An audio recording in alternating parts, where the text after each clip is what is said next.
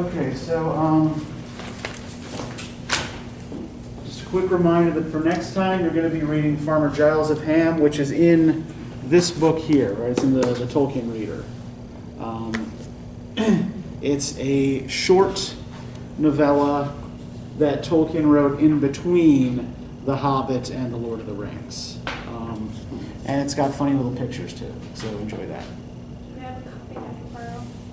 I don't have an extra copy, but I think you can get one in the library, actually. I'm pretty sure they have it there. Now, I do also just want to note that, midterm grades are posted, right? Everybody knows this. I went over your papers over the weekend, and if you would like to try for a better grade, I am allowing people to revise the paper, right? As long as I got one from you on time. And by on time, essentially, I mean kind of like before I had to submit midterm grades, right? So if you got something to me last week and you want to revise it, that's fine. So just read the feedback I provided for you in Georgia View. Revise your paper in accordance with that feedback, and remember that revise means rethink and restructure, not edit, right? So just fixing spelling and citation mistakes isn't going to cut it. I actually want to see you kind of like rethinking your arguments, rearranging paragraphs, doing that kind of work, right? Also, your grade will improve by up to 1 full letter grade. This is going to depend on how much work you put into this and how much you improve the paper by, right?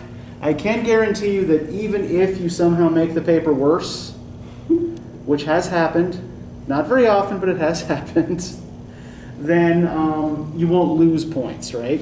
You can only gain points, right? The worst possible outcome is that, maybe if all you do is just a little bit of editing, then nothing happens, right? No change. But yeah, best possible outcome is you work that B up to an A or that C up to a B, right? So does anybody have any questions about this? When do we have to turn this in by? Oh, that's an excellent question. I forgot to put that up there. Okay, so this will be due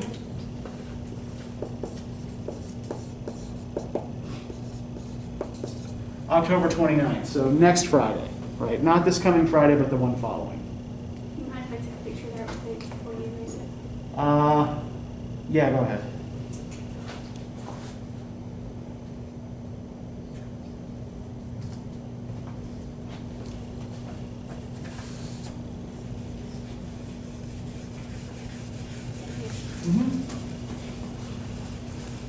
Okay, so with the King of Elfland's daughter, we're getting a little bit closer to what we recognize as modern epic fantasy, but we're still not quite there yet, right? There's a kind of a lot of lingering Victorianism in this that we'll probably discuss that we're going to talk about today. But I guess before we begin, I just want to gauge how did this go for all of you? What did y'all think of this?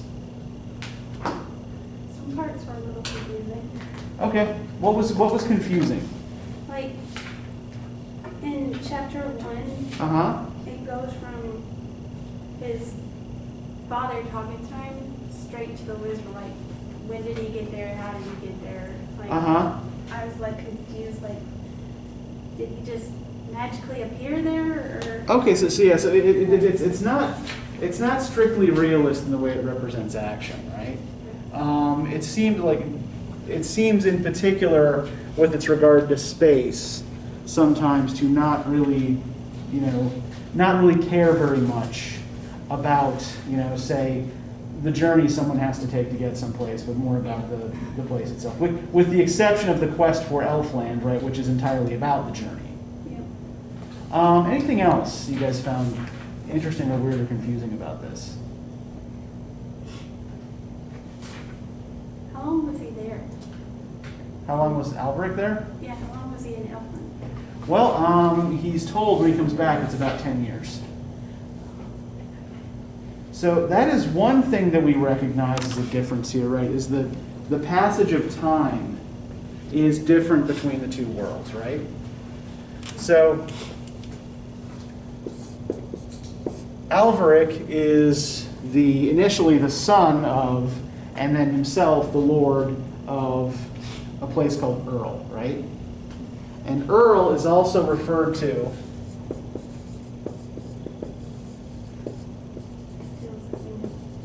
as the fields we know. Now I want to take that phrase and unpack it in a minute, so we'll sit on that for a second. Because I think it does tell us something about the question that I asked you at the beginning of class.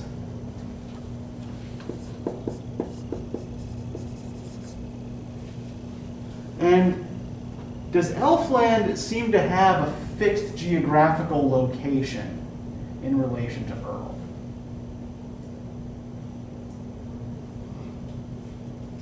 Yeah, we're told the king of Elfland can actually kind of extend and recede the borders at will, right?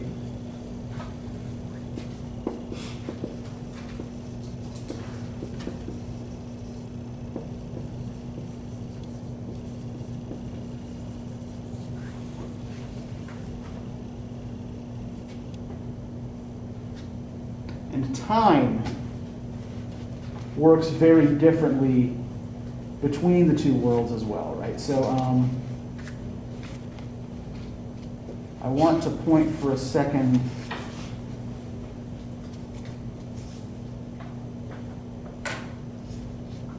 to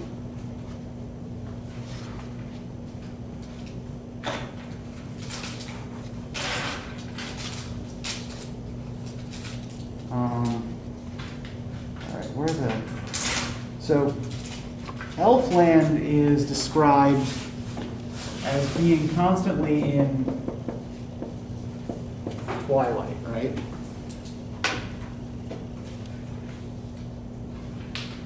Now, what is like apart from a teen series with vampires and werewolves and a frankly extremely problematic romance plot, what is Twilight? What time of day are we talking about? Dark, almost dark. Yeah, it's not dark yet. It's that kind of moment between sundown and the actual nightfall, right? So twilight is one of these in between or liminal times of day, right? It's the end of the day and the beginning of night all at once. So, does everybody remember what liminal means? Means it's in between. Yeah, pretty much, right? Yeah, it's like a liminal space or liminal time is a kind of threshold, right? Between two kinds of experience.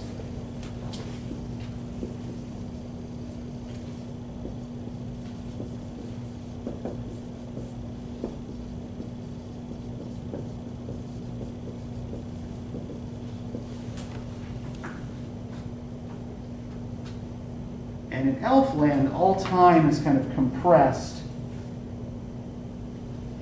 into one moment. If we look for a second on page 141, as Orion, right, the son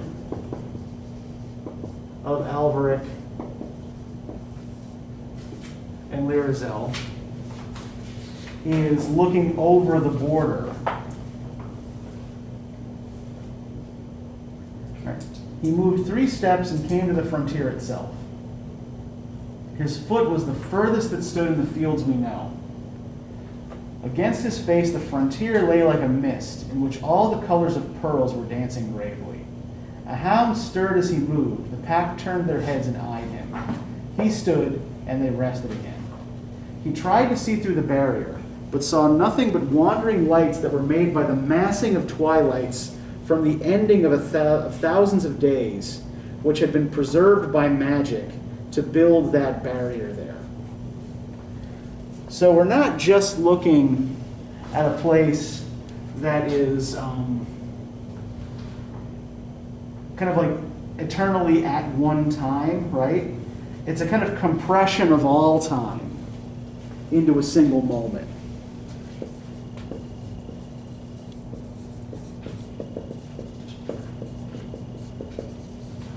I'm sorry, where did you start on the 41? It started with he moved 3 steps Okay. Thank you. and read down to which had been preserved by magic to build that barrier there.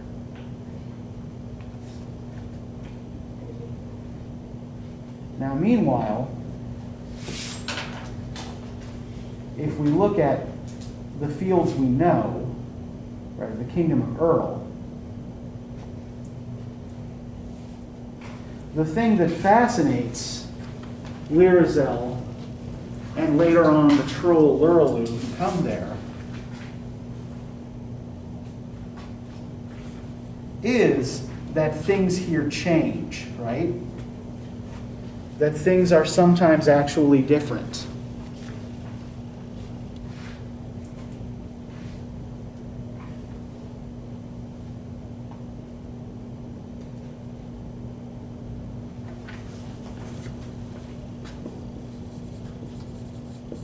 And that change is also associated frequently with decay.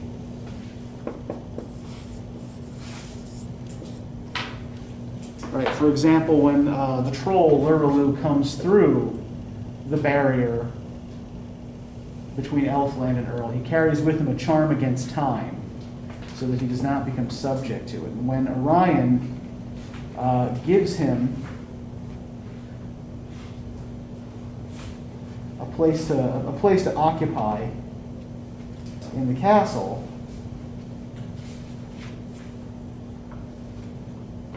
right, he hangs out in the pigeon roost.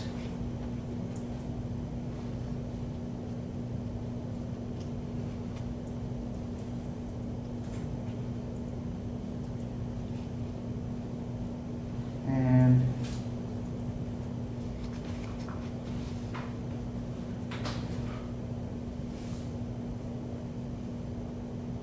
if we look page 163, right? When the brown mass of the trolls was all gathered there, bottom of the first paragraph, till the floor of the forest looked as though autumn had come to Elfland, straight out of the fields we know, and when all the rustling had ceased and the silence was heavy again, as it had been for ages, Luraloo spoke to them, telling tales of time. Never before had such tales been heard in Elfland. Trolls had appeared before in the fields we know and had come back wondering, but Luraloo alone amongst the houses of Earl had been in the midst of men. And in time, as he told the trolls, moved in the village with more wonderful speed than ever it did in the grass of the fields of earth. He told how the light moved, he told of shadows, he told how the air was white and bright and pale. He told how for a little while earth began to grow like Elfland, with a kinder light in the beginning of colors, and then just as one thought of home, the light would blink away and the colors be gone. He told of stars. He told of cows and goats and the moon, 3 horned creatures that he found curious. He had found more wonder in earth than we remember, though we also saw these things once for the first time. And out of the wonder he felt of the ways of the fields we know, he made many a tale that held the inquisitive trolls and gripped them silent upon the floor of the forest, as if they were indeed a fall of brown leaves in October that a frost had suddenly bound. They heard the chimneys and carts for the first time. With a thrill they heard of windmills. They listened spellbound to the ways of men, and every now and then, as when he told of hats, there ran through the forest a wave of little yelps of laughter.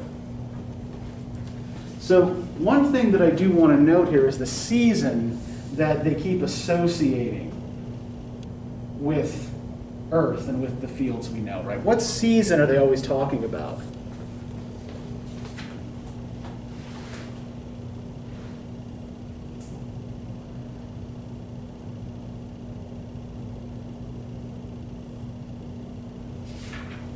What time of year here is referenced?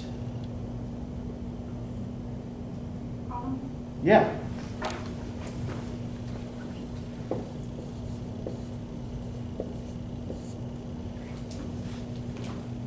Right, autumn, the fall of the leaves, right? A transitional season, right? A season of decay from summer and warmth and fertility into winter, right? And cold and sterility. And what's interesting to the trolls about Earl, or about Earth, really, is its transitory nature, right? Right? Autumn being, in most Western literary traditions, the season that's associated with transition. Now, I think it's also important to note here what the trolls find so interesting and curious about Earth, right? What kinds of things is he getting them excited about?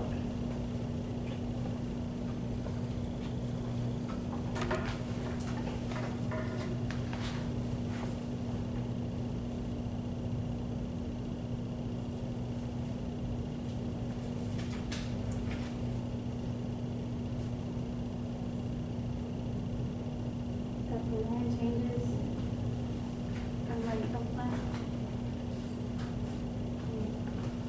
Well, yeah, the trolls come from a place where nothing ever changes, right? Where everything's always the same. But what specific kinds of objects or creatures is Lurlu trying to draw them out to see?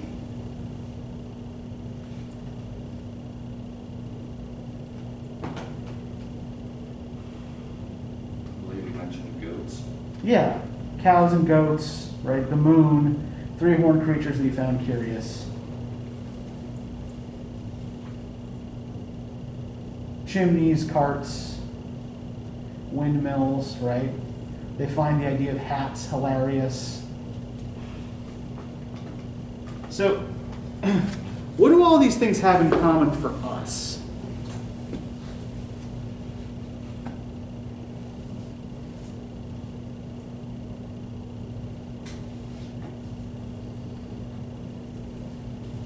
Cows and goats, chimneys and carts, hats. Pardon? Farming? Chimneys maybe not specifically farming, right? Hearth. Hearth and home, sure.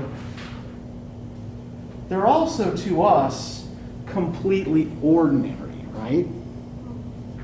These aren't things that we think of with excitement, right? Oh, look, a chimney. Hey, there's a goat. Woohoo, right?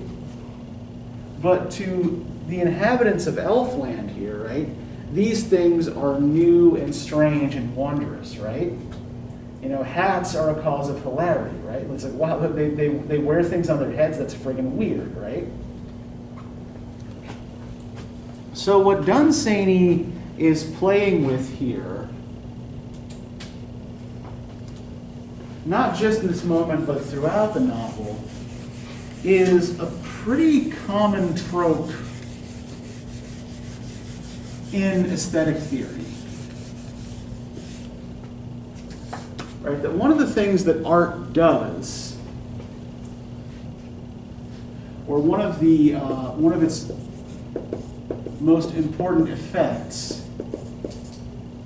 is defamiliarization. Right? That it takes something you think of as commonplace and ordinary,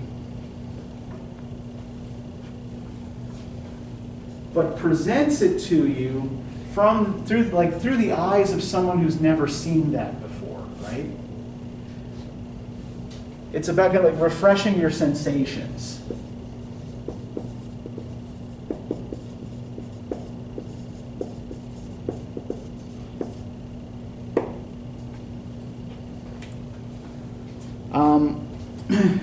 Wordsworth, in his preface to Lyrical Ballads,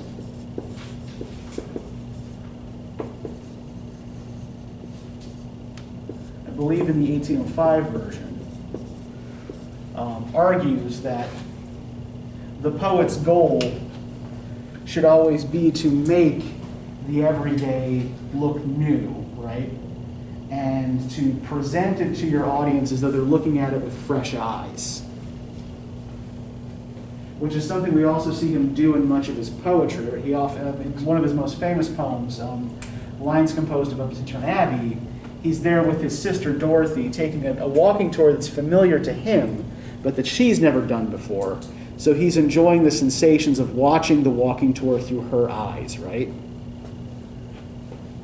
Later, in the 19th century, the art historian Walter Pater, in the conclusion to his studies in the history of the Renaissance, argues specifically that our failure is to form habits, right? That by becoming creatures of habit, we deaden ourselves, we deaden our perceptions, right? You know, it becomes harder for us to enjoy the same sense impression multiple times. So Pater uses the example of being splashed with cold water on a hot day, right? The first time it's the first time your friend or your sibling comes up and playfully splashes you with water, right? You get a kind of thrill from it, right? It makes you feel all tingly. But then what happens when they come up and they do it again? Do you get that tingly feeling with repeated applications of cold water? You get used to the water, right? Same thing that happens, when you get into a swimming pool on a hot day, right? These sensations, like that sensation you get when you first get into the pool, eventually kind of just calms down and deadens as you get used to the water, right? So what these have in common is they're both really talking in a lot of ways about what Tolkien, in his essay on fairy stories,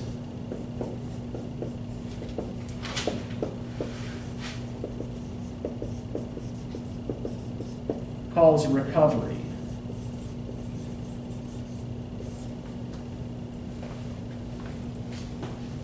And the examples of Tolkien and Dunsany kind of both go to show just how much romantic art theory really does influence modern fantasy. Right? So Tolkien's idea of recovery, right?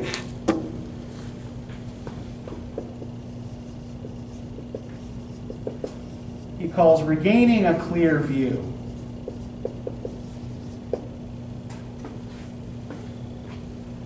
Right? This is one of the things that fantasy is supposed to do for us, right?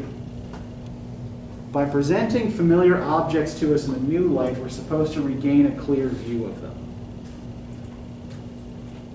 And so what we have in The King of Elfland's Daughter is a novel of recovery, right?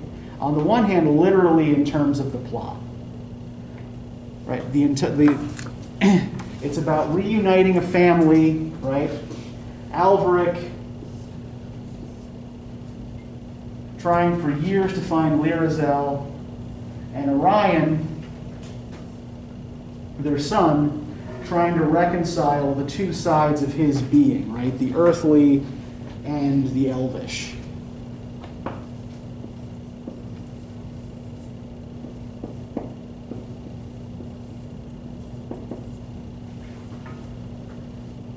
I think it's significant here, I think, that Dunsany refers to this kingdom as Elfland rather than Fairyland, for a couple of reasons. One of them has to do with the linguistic derivation of the words elf and fairy. Right, so elf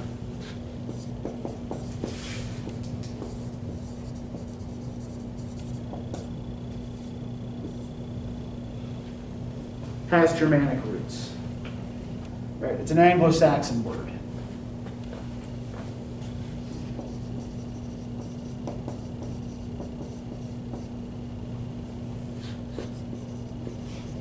fairy or fairy is of French derivation. So what starts to happen in the 19th century, and we talked a little bit about this with Goblin Market, is that these two ideas begin to diverge, right? Before, historically, both of these terms referred to basically the same thing, right? These kinds of supernatural creatures that existed in this kind of twilight realm parallel to the human world, right?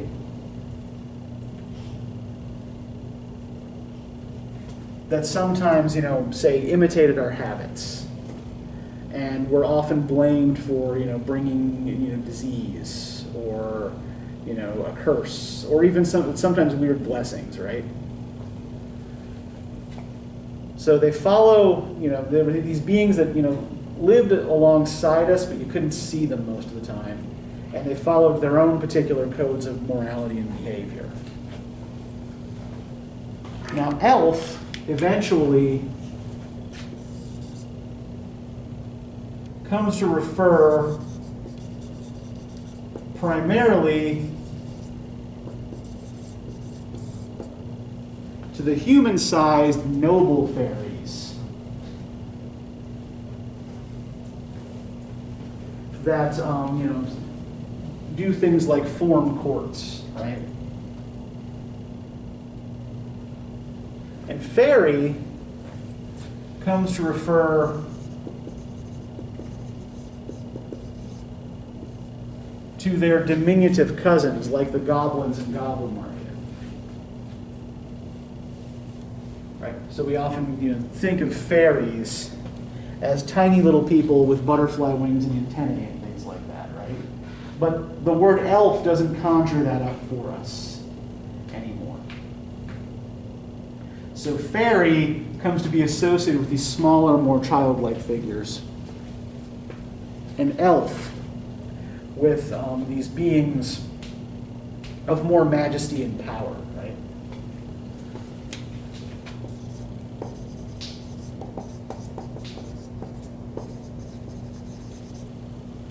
Now, it's also worth noting here, I don't know, does anybody here know any German? Okay, none whatsoever. All right, so the word Earl in German actually means elf.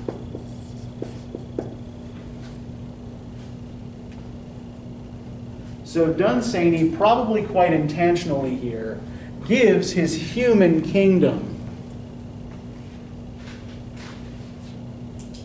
a name that means elf, suggesting that there is a stronger relationship between these two places than may initially be obvious, right?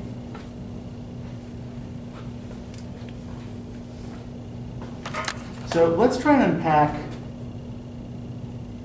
this phrase here now, the fields we know. Because I think this is kind of important to a lot of what's going on in the overall text, right? So what does this mean, the fields we know? What is this, on the literal level, what does this mean? The known fields, the known land. Yeah, essentially the land that is familiar, right?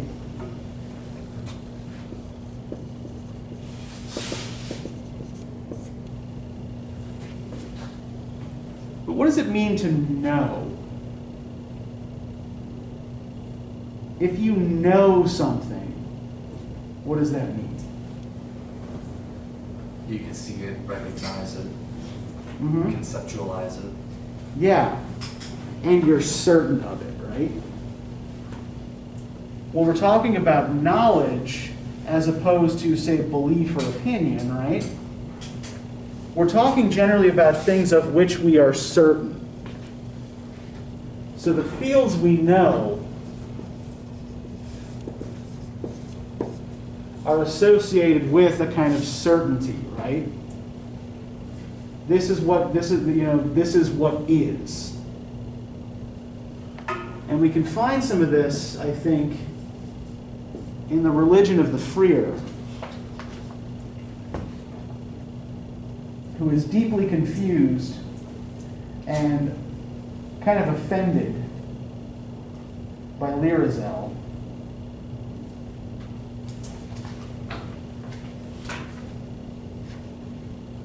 So I want to just take a minute where the Freer is introduced on page 28.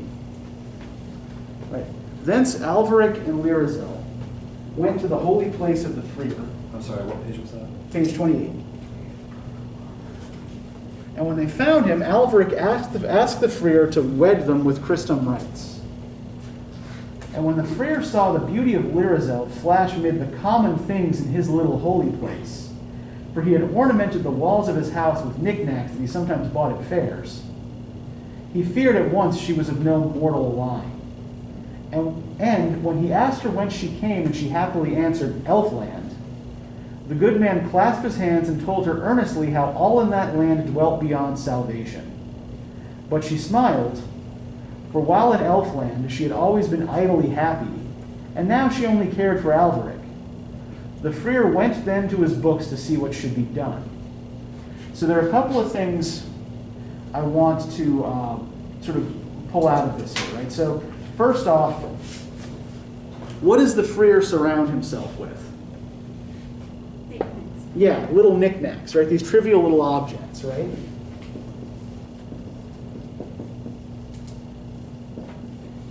And what is his opinion of things of Elfland? Beyond salvation. Yeah. Anything in Elfland is beyond salvation. Now to pick up on this,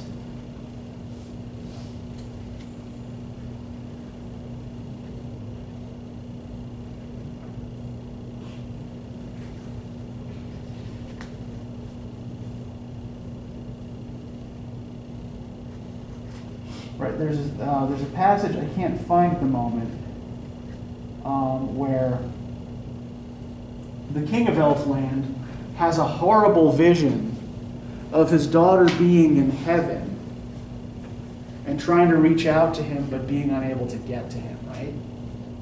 Now, why does nothing in Elfland go to heaven? Because it's immortal. Exactly. In order to go to heaven, you have to die, right? And nothing in Elfland dies, right? Nothing changes, nothing decays. Time is basically a single static moment. So when the Freer says that Elfland is beyond salvation, it's because Elfland is beyond death and time.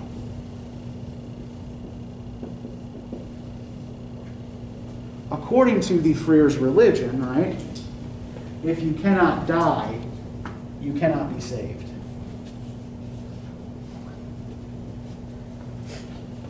For a long while he read in silence but for his breathing, while Alvaric and Lyrazel stood before him. And at last he found in his book a form of service for the wedding of a mermaid that had forsaken the sea, though the good book told not of Elfland. And this, he said, would suffice, for that the mermaids dwelt equally with the elf folk beyond thought of salvation. So he sent for his bell and such tapers as are necessary. Then, turning to Lyrazel, he bid her forsake and forswear and solemnly renounce all things pertaining to Elfland, reading slowly out of a book the words to be used on this wholesome location.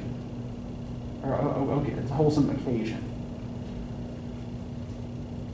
So again, what do we notice about where the Freer goes for information here, right? Where does all of his knowledge come from? A book. Yeah. Right, everything's set down square and in order, right? So these books, the Freer's books, represent kind of tradition and authority, right? What he's looking for in order to perform the marriage for Alvaric and Lyrazel is some kind of precedent, right? Has anybody tried to do anything like this before, and how did they do it?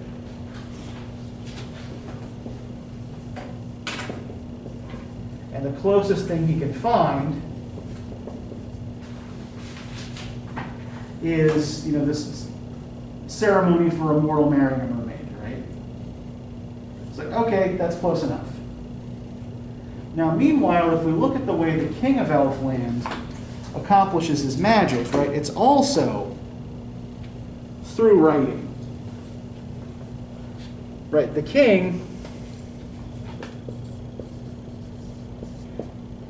has 3 powerful runes that he can use to create magical effects, right? So the first he uses to try to call Lyrazel back, or to stop Lyrazel from leaving, to stop Alfred from leaving with her, right? The second he uses to bring Lyrazel back from Earl when she's become dissatisfied with it. And then the third he finally uses to extend the borders of Elfland to encompass Earl, right? With the exception of one place. Right, the Freer's Chapel remains untouched. And I think that there's a specific reason for that. It has to do with the larger thing, the larger idea that Elfland represents. And I think that we can kind of pull some of that out by thinking about the difference here between the book and the rune, right? The book is just something the Freer consults when he needs an answer to something, right? The rune, on the other hand, is writing that the king is able to use to shape the world to his liking in some way, right? So we have here a difference, a differentiation made kind of between the scholar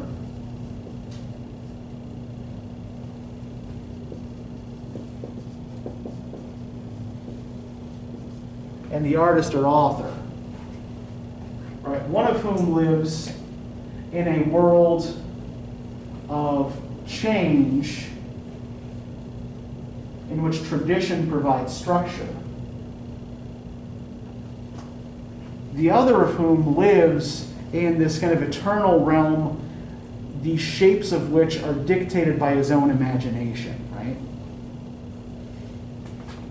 So Lyrazel is almost like a figment of the Elf King's imagination that's got loose into the world that he's trying to claw back, right? And I think while we're talking about language here, I think maybe names here are also meaningful. Names in Dunsany always have some kind of meaning. So Lyrazel, the elf princess, sounds suspiciously like lyrical.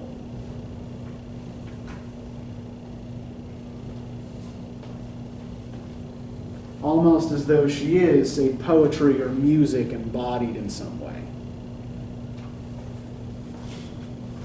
Now, what about the name Orion?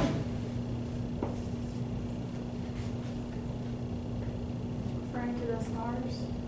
Yeah. And what else? What is the constellation Orion supposed to represent? What's Orion supposed to be? It's supposed to be a soldier with a shield, right? Close. There's a soldier, he's got a belt. Mm-hmm. He's got a belt and a club that he's holding above his head. And he's holding a skin in front of him.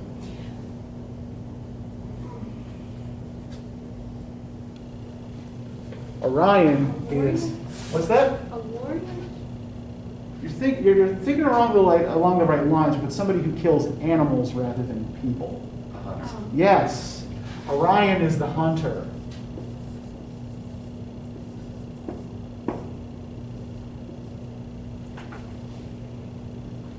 And so, by naming the child after the starry hunter, right?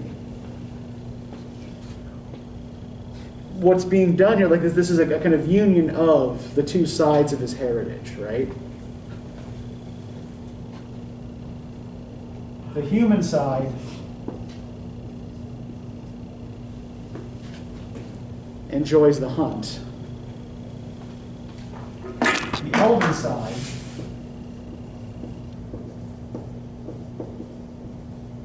worships the stars, right? This is, one point of contention between Lyrazel and the Freer, right? And then eventually between Lyrazel and Alveric, right? She thinks the stars are beautiful, and she refuses to stop worshiping them. So when Alveric says she can't anymore, she says, okay, I'll try to worship their reflection, which to him is even worse, right? Because then you're just worshiping an image, so it's idolatry, right?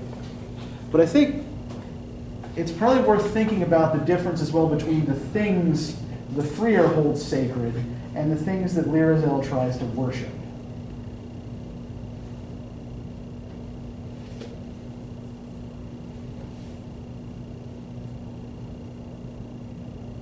I have a question. Yes? I don't think it has anything to do with this, but in Lord of the Rings, if the elves left their land, they were more likely to die. Is that the same case for these elves? Yeah, that's why the troll, when he crosses over, carries a charm against time, right? So that he won't age and die. And yeah, Lyrazel, if she remains in Earl, will also age and die. Now, that problem is solved at the end by the Elf King extending the borders to encompass Earl, right? So that his daughter can be with her husband and son and, feel whole and happy again. But did Tolkien get influence from him, or did he get influence from Tolkien? Dunsany is earlier than Tolkien. This novel was first published in 1924, and it's kind of about, say, like middle of Dunsany's career. Tolkien doesn't publish The Hobbit until 1937, though he's working on this massive, legendarium about elves and their wars with the Dark Enemy and things like that. Yes, yeah, from about 1917. So I don't know that there's any direct influence of Dunsany on Tolkien, but Dunsany he's somebody who's kind of fallen out of favor kind of over the course of the 20th century, because as you notice, it was like the style is very highly mannered and very Victorian, and there's a kind of lingering flavor of late 19th century decadence that a lot of readers have trouble with. I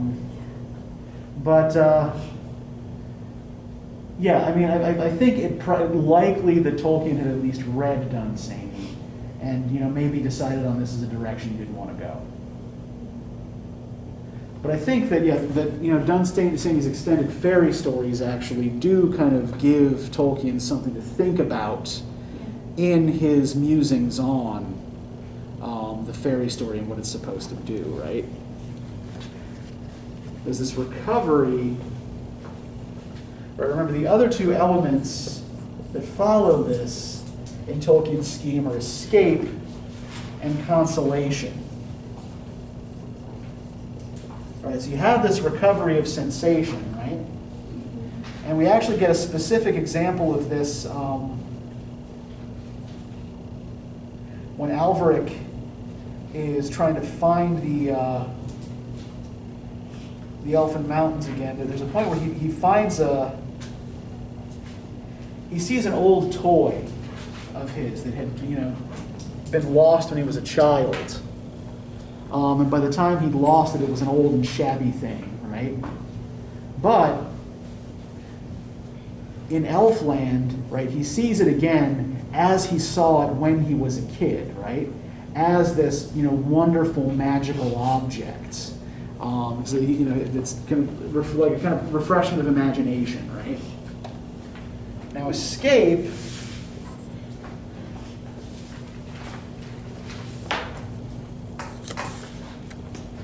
is essentially kind of refusal to conform.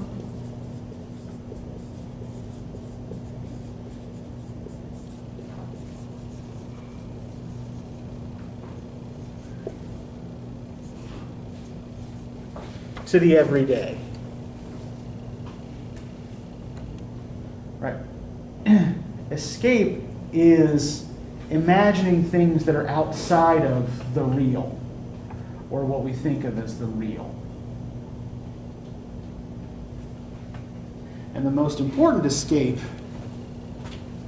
for Tolkien, both as a plot device and as a kind of use for fantasy in general, is the escape from death.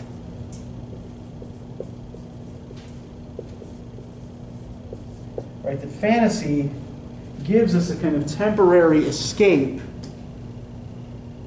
from these forces of change and decay in the world, right? By putting us in touch with things of the imagination that don't fade, that don't decay. And the ultimate result of this, right, is consolation. Right, the eucatastrophe, again, or sudden joyous turn, right?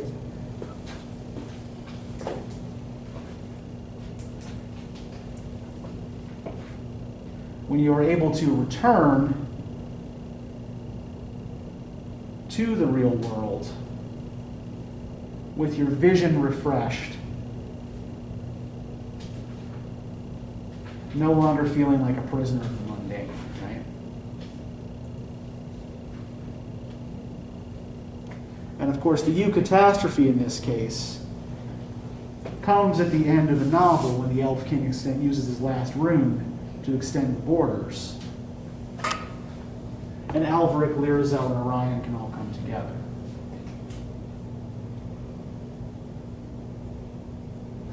Now, I do want to note one last kind of important thing about Dunsany. So Dunsany, Lord Dunsany is the pen name and the, I guess it's the title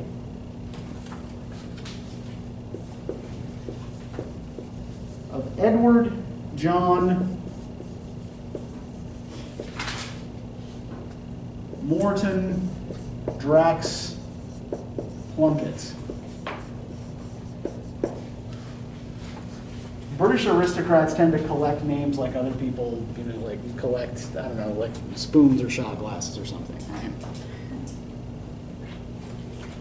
In fact, the title Lord Dunsany still exists. The current holder of the title is, I believe, Dunsany's great-grandson, who is a former death metal musician, who is a prominent Irish vegan, and who is transforming the grounds of the castle basically into a kind of botanical experiment. So, interesting family.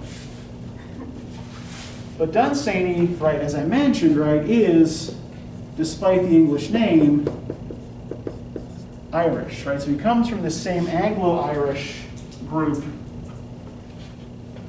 that Swift was a part of, right? So he's of that kind of same ethnic background. So Irish person of English descent and Protestant religion. Although in Dunsany's case, Protestant religion is more in terms of family tradition, Dunsany himself was an agnostic. So there is a long tradition of fantastic writing by Anglo-Irish authors that Dunsany is participating in. Like on the one hand, right, we already know about Swift.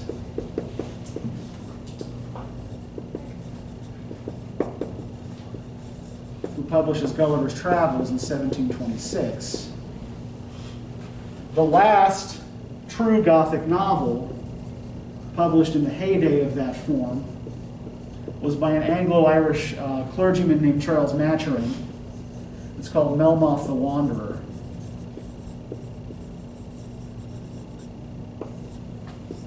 Published in 1820.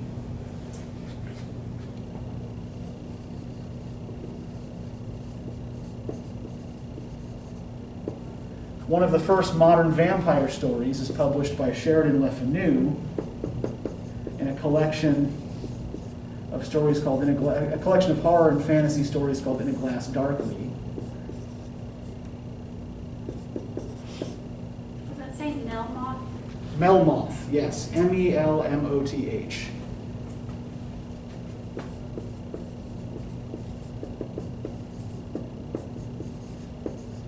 Right, Oscar Wilde's The Picture of Dorian Gray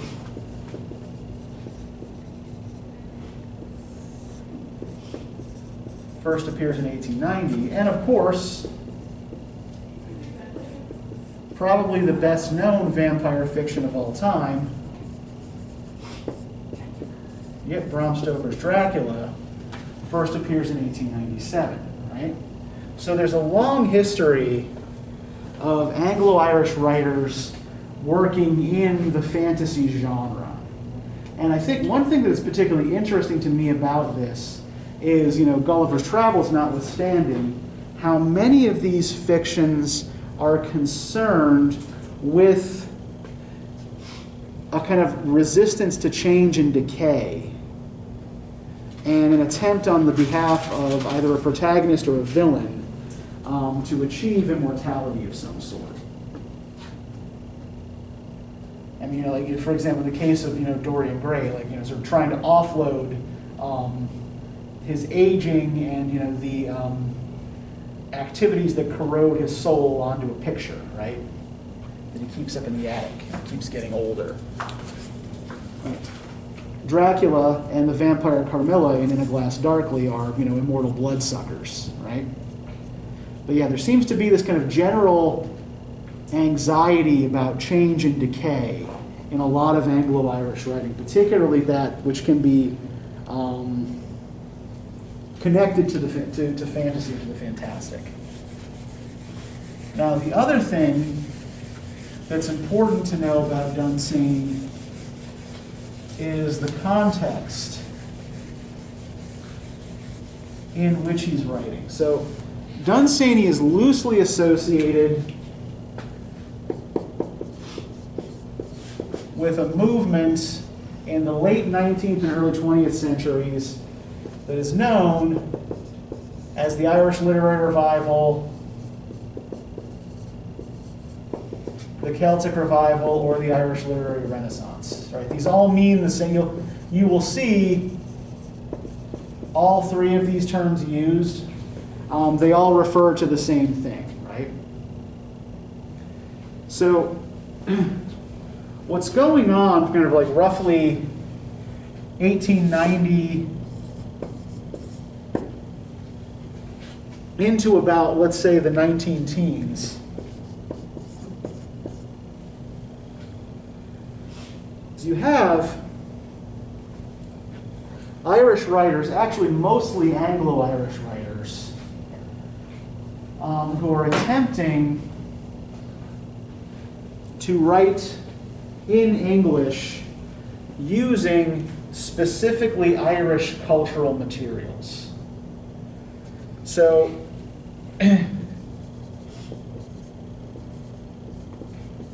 you have one group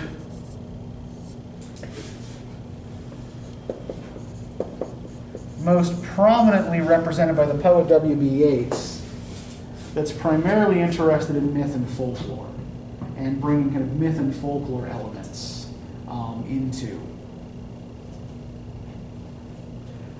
modern Irish writing. You have another group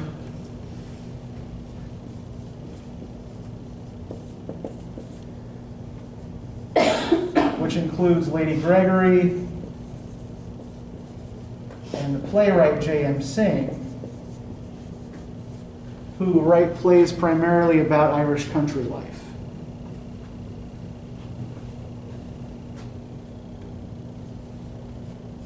And you have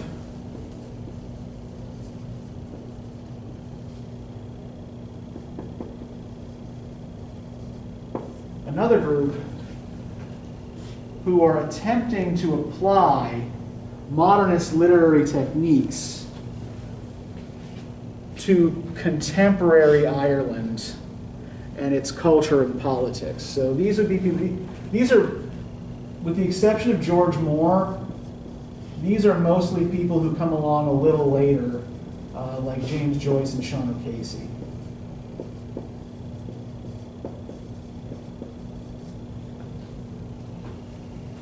Now, there's not much in The King of Elfland's Daughter, or really in much of Dunsany's work, that is specifically Irish, in the way that somebody like, say, Yeats will reference Irish locations and figures from Irish mythology in a lot of his early poetry, or the way, like, somebody like J.M. Synge will set a play in somewhere in the Irish hinterland, whether it's the Aran Islands or rural county Wexford or whatever, right?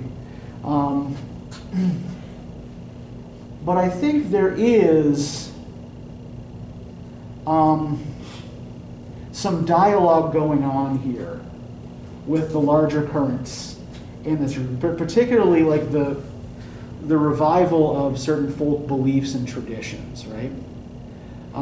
So, for example, there's a scene in which Luralue the troll tries to lure a child to come with him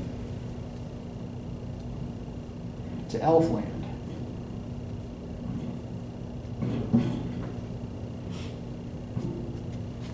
And if we look on page 48, and as he looked at them, there passed a child of 4, a small girl on a footpath over the fields, going home in the evening to Earl. They looked at each other with round eyes. "Hello," said the child. "Hello, child of men," said the troll. He was not speaking troll talk now, but the language of Elfland, that grander tongue that he had had to speak when he was before the king. For he knew the language of Elfland, although it was never used in the homes of the trolls, who preferred troll talk. This language was spoken in those days also by men, for there were fewer languages then, and the elves and the people of Earl both used the same. "What are you?" said the child. "A troll of Elfland," answered the troll. "So I thought," said the child. "Where are you going, child of men?" the troll asked. "To the houses," the child replied. "We don't want to go there," said the troll. "No," said the child. "Come to Elfland," the troll said. The child thought for a while. Other children had gone, and the elves always sent a changeling in their place, so that nobody quite missed them and nobody really knew. She thought a while of the wonder and wildness of Elfland, and then of her own house. "No," said the child. "Why not?" said the troll. "Mother made a jam roll this morning," said the child, and she walked on gravely home. Had it not been for that chance jam roll, she had gone to Elfland. So, there's a poem by W.B. Yeats called The Stolen Child.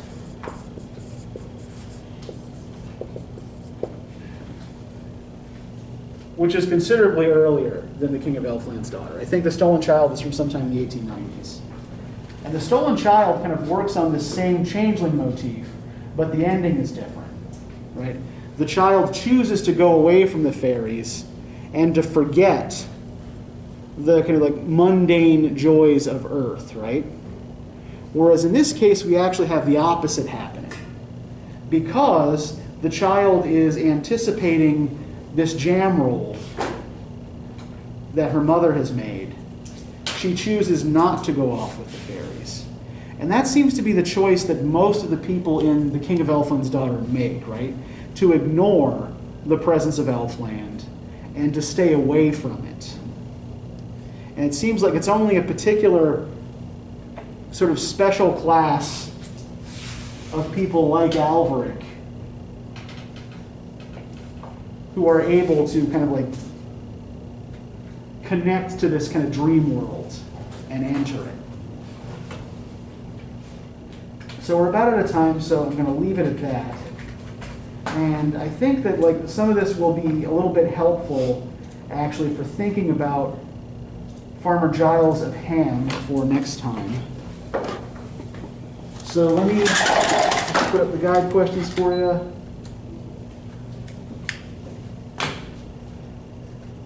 And then we're set for the day.